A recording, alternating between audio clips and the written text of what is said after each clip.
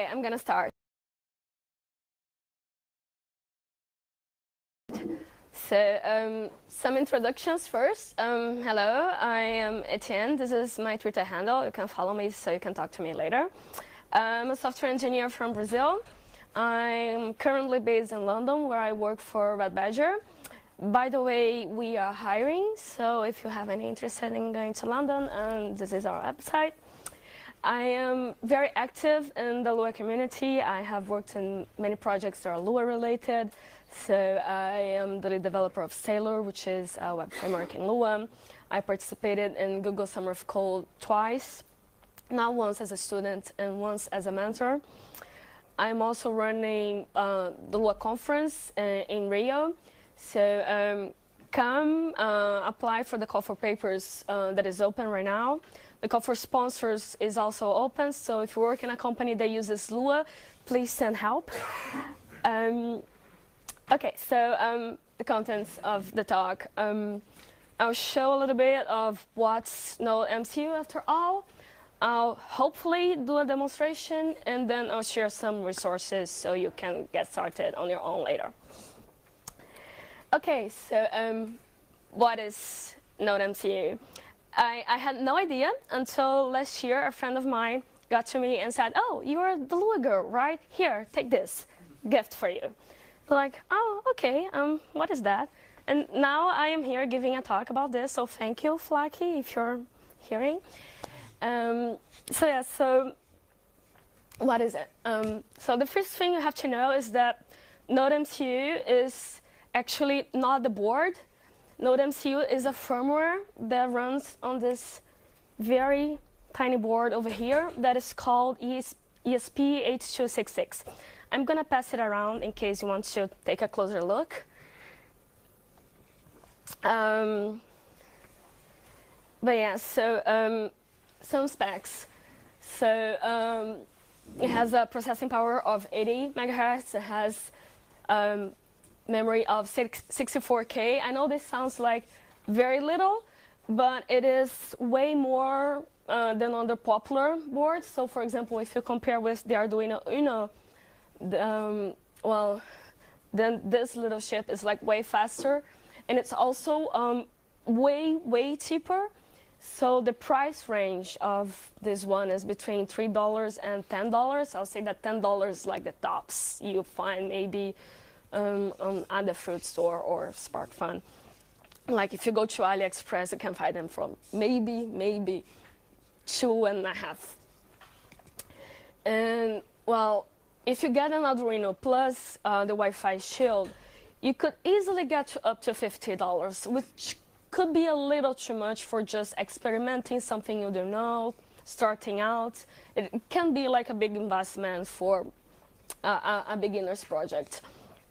So yeah, it costs $3. It is very powerful, and it has Wi-Fi. There are some advantages on Arduino if I want to be fair. So for example, this one just has one analog pin. The Arduino has more, so depending on your needs, this one will not be suitable. But to be honest, I only need one analog pin, so I'm pretty happy to just spend $3. Going on, as I said, the NodeMCU is just a firmware. The whole thing that I'm passing around is a dev board, so it is ready to get started since it has like a voltage regulator, because this board is Chinese and is fabricated by a company called Expressive. So the tiny square over here is the ESP model itself. And then since it's open hardware, there are many companies that fabricate their own version of this board and of the model with the ESP core. So the most famous is the AI Thinker, and they had series of different modules with this ESP core. The most famous and the one that you see in the one that I'm passing around is the ESP12, and then they are part of the ESP8266. Oh yeah, the dev board also has like a serial entry, so it makes it easier to program with USB. Like I said, there are many companies that fabricate their own version of this, so you can find this all kinds of electronic shops. So SparkFun has their own version of this board with the SP2. So nice thing about this one is that it's prepared to be stackable. It already has like an entry for the battery. It's all set. It is a little bit up in the price range, but depending on what you want, this will be really useful.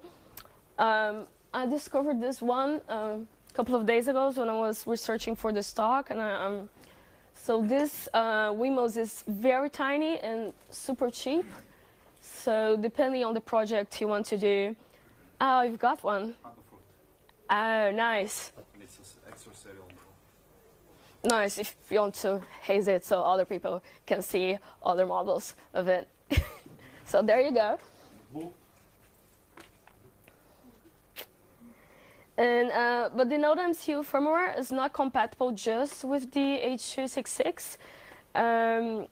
So this is an SP H.285, which I only discovered so recently, so I couldn't get one before the stock to show around. But as you can see, it is super tiny, and it already has the serial entry, the voltage regulator. It's super small, so this is the perfect one for wearables. In fact, so I'm very excited to get one of these for my next project. And then there is this one. So this one is a novelty. So this is the SP32. So the NodeMCU firmware is not yet fully compatible with this one. There are contributors working on it on GitHub as we speak. So if you want to join and take a look, and there is a branch going on. So I was fiddling the other day, some work is happening. So there are some parts that are very compatible, but probably not the whole API is exposed. But this is happening.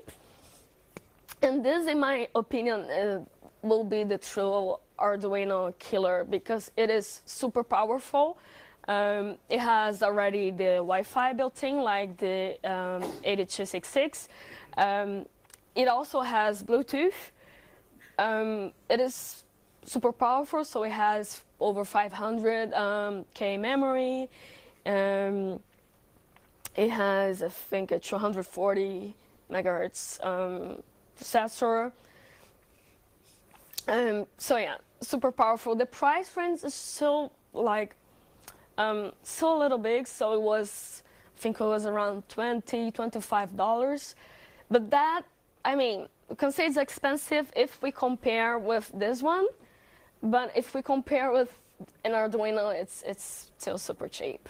So this is like, I'm very excited to get my hands in one of those. Okay, so how do you get started? So if you have a Mac, you probably need to get a driver for the serial entry of the Chinese module.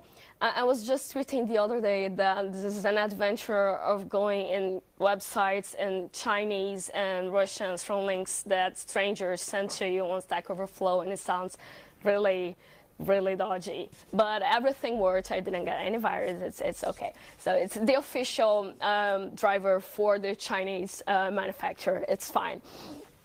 And so you after fiddling in many weird sites, you can get to a driver. And then for building the firmware, normally you can only build it in Linux, but then there is this website. I forgot to open it on beforehand.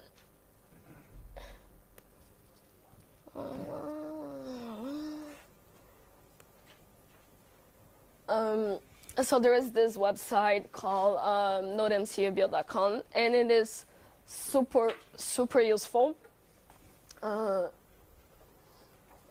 Because then you can select all the libraries that you want. Do not select them all, or nothing will work. So really, do select only the ones you need. So normally, as you can see by default, you have the Wi-Fi, timer, GPIO file. Normally, I also check the ADC for reading the analog pin and the WS2 2812 for the LED lights.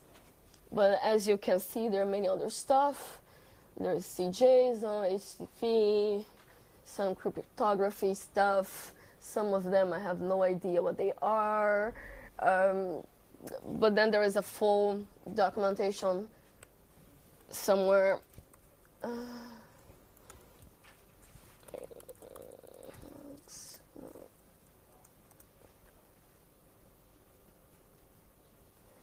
So yeah, you can find documentation on all of them on the NodeMCU docs.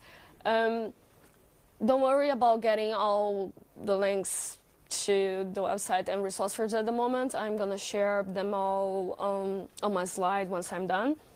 So I'll post it on Twitter, just take a look on my timeline. It will be there like 10 minutes after my talk. Those docs are also on the GitHub page, by the way. Yeah, they are also in the NodeMCU official website. Yeah, but I have a full list of resources. Wait, where's my mouse pointer? Okay. Okay, so you can build the firmware. So once you get the firmware from the website, you can flash it on your NodeMCU. So some vendors, they will sell the ESP8266 with this firmware by default.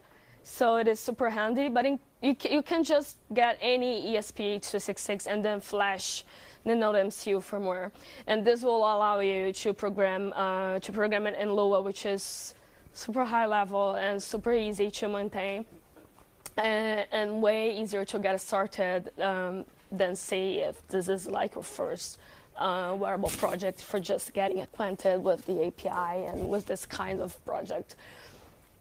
So to flash it, there is a tool, there is an official tool for this. It was not official beforehand, it was community created, and then the people who built the board, they just hired everyone, and now it is an official tool.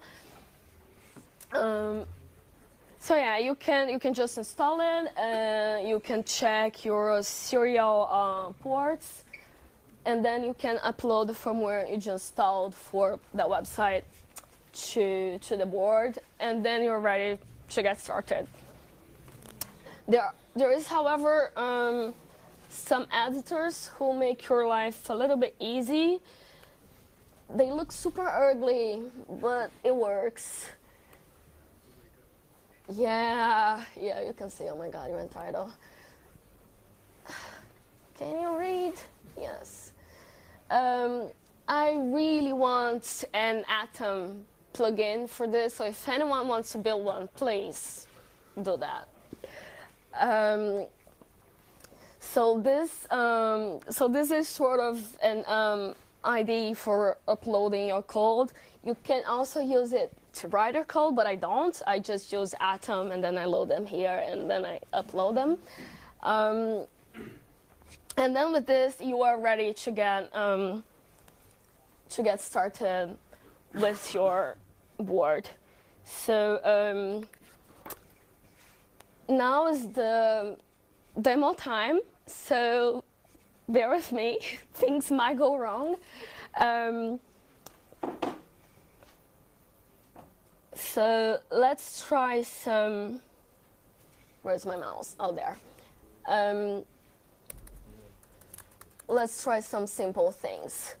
280.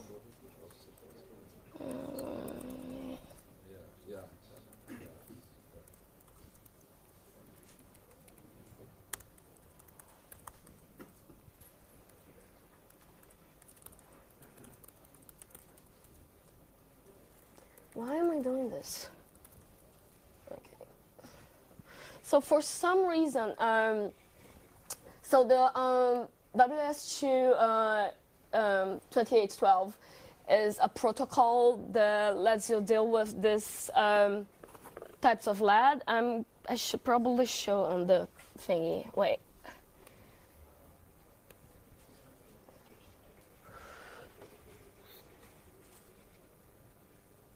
Can you see that? Yes.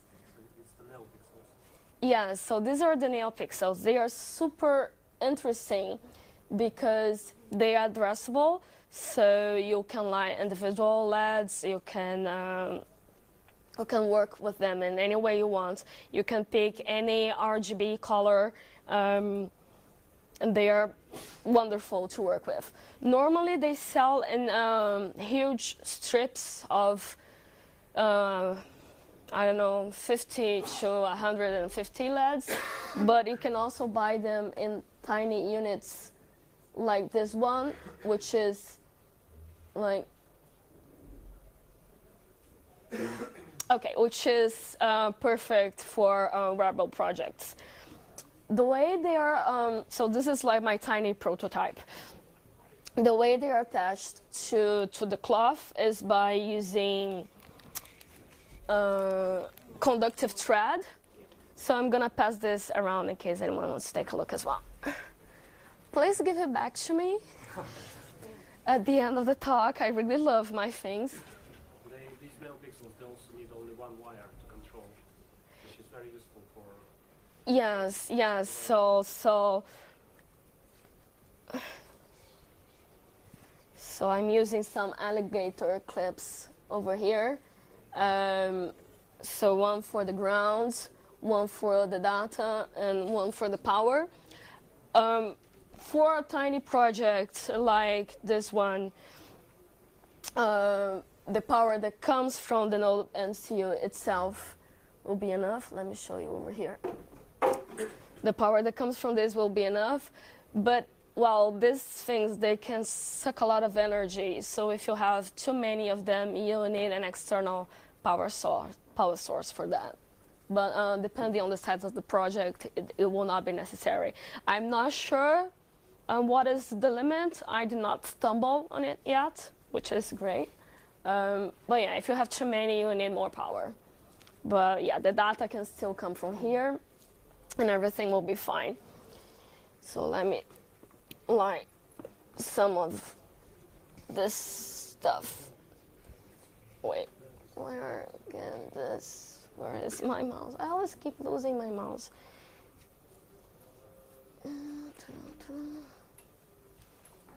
Okay.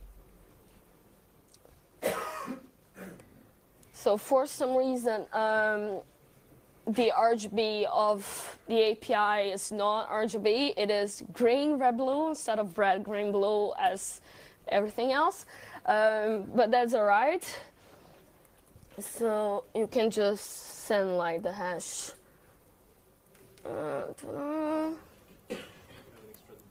And then, for example, if you do this and then this hash.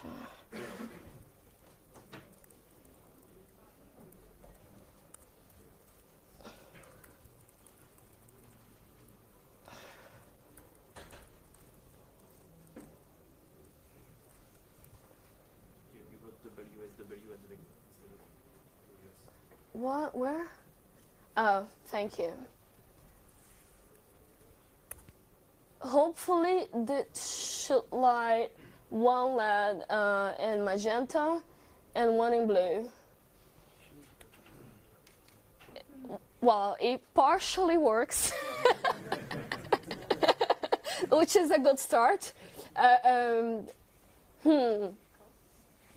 What happened here? You're the same thing twice. Same thing twice. Oh, yeah. Well, still, then there should be two LEDs magenta instead of only one. I hope I didn't burn one LED. Let me try something different.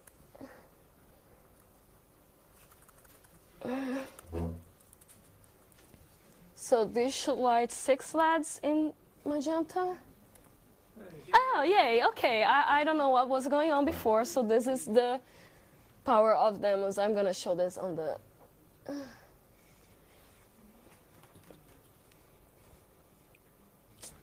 There you go. So other things you can do with the ESP is, as it has a Wi-Fi module. Oh, let me get my face out of there. I'm gonna keep losing my mouse pointer all the time. as it has a very a Wi-Fi board, Wi-Fi module, and a very easy to use API, you can very easily just make an access point and launch a web server. So, for example,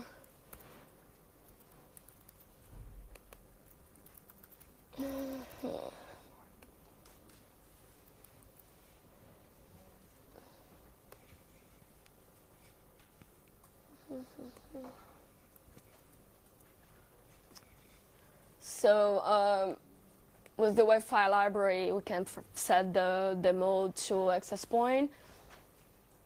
The Wi-Fi part, the IP part is not necessary, but if you're launching a web server, you probably don't want the IP to keep changing all the time, so you can set one.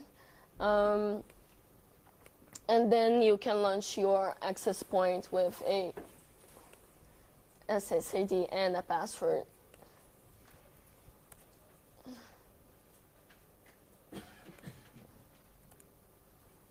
So if I send this over here, wait, if I send one by line, only this should be global.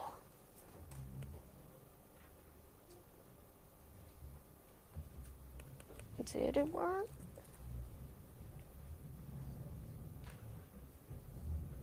Oh yeah, there we go. So it is super easy to create an access point with this board. We can do things a little bit more complicated. So, oh, much better. How many devices can connect at the same time? Sorry? How many devices can connect to that device at the same time? I don't know. Is it more than one? Yes, you can try. Let's see if it crashes and burns. You can go ahead. Wait, what was the password again? Hello, hello.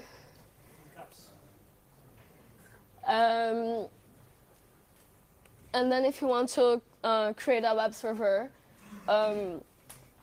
it's also super straightforward. Wait, this is not my example, is it? Oh, this is not the example I wanted. But yeah, you can create a server, you can put the server to listen, and then you pass a callback, and then with the client and the request, and then you can do things like parsing it, and then you can do stuff, and then you can have a buffer that you can send to the client afterwards. I do have some. I also wrote some libraries to work on my stuff. So this all started because I just graduated 3 months ago, and I wanted to have a killing dress for my graduation party, which is this one. So I installed some pixels on each flower of the dress. Let me put this over there. Again. So I installed one on each flower of the dress, and the silver dress is perfect because then this thing really blends into the cloth. It's all sealed with the conductive thread that I mentioned before. I'm not sure if you can see it here. Can you see that? Okay. So the swivel thread does its work, and then here I have the entry point.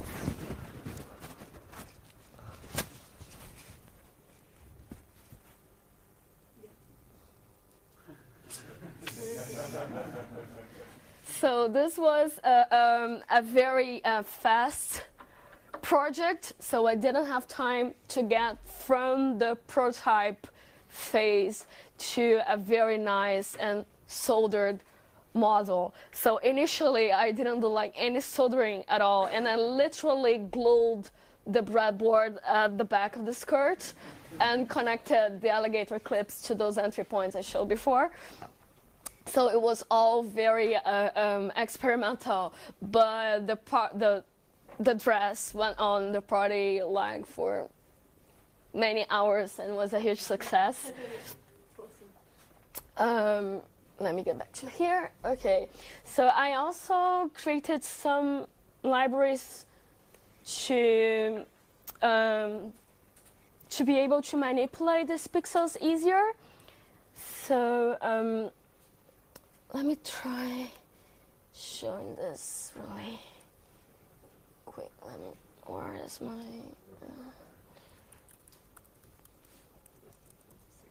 I'll go 1 minute over the top.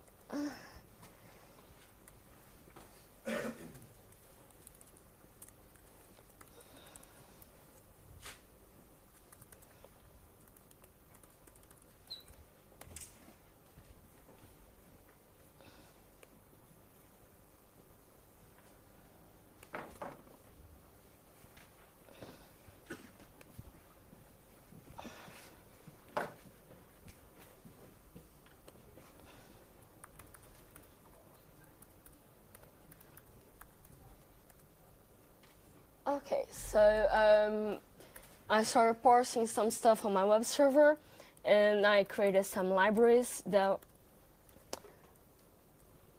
help with managing all this. So color.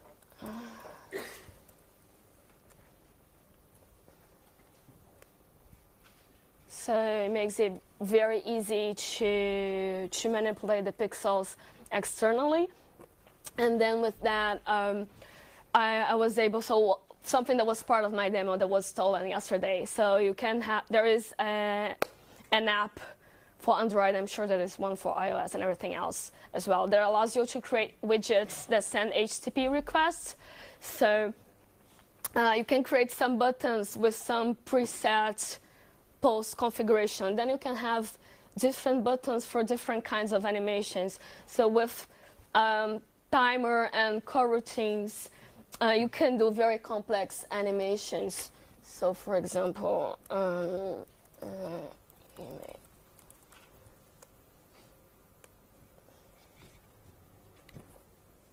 and then you can do this. So I can show the code to that, but I don't really have much time. So it's on GitHub/Etienne/Silverhaze, which is the name of my dress. And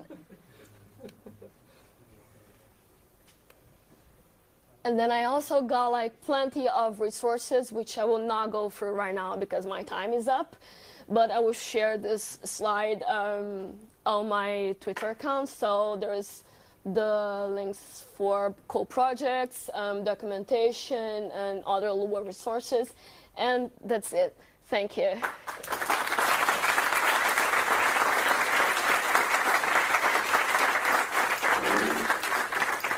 Questions? Can this device send HTTP requests, not only open Wi-Fi access point, but send requests to the outside? So the question was if the device can send HTTP requests to the outside, and the answer is yes. So not only it can launch, so the Wi-Fi model is not only prepared to open itself as an access point, but also to connect to an external network. And once you have that, you are able to send requests. So there is an HTTP library for that. So I assume that hackers can hack it and use it for DDoS schemes as all others, those fancy IoT devices. Probably.